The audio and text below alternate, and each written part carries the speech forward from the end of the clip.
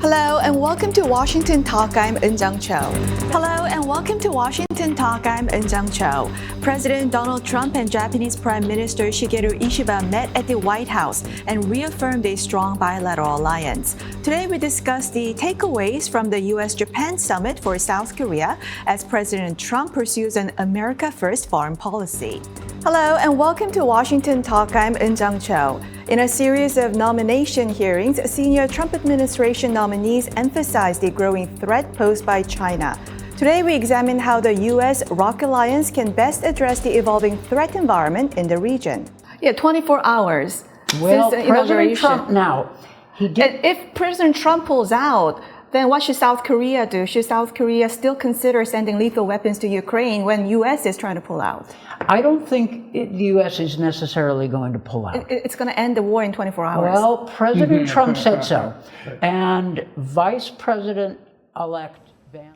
Hello, Jung-min, connecting to you from the Voice of America headquarters in Washington. With me is Mr. Richard Lawless. Mr. Lawless, thank you for joining us. Delighted, thank you.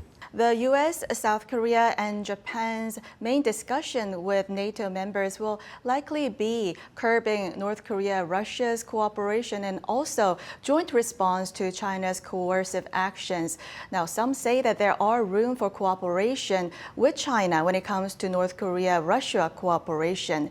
So, Mr. Yonemura, people say if South Korea gets nuclear weapons, then Japan will want nuclear weapons and Taiwan will want nuclear weapons. But based on what you're saying, we shouldn't worry about nuclear domino in Northeast Asia. Yes, because, even though South Korea wants to have nuclear weapons, we think that it is impossible.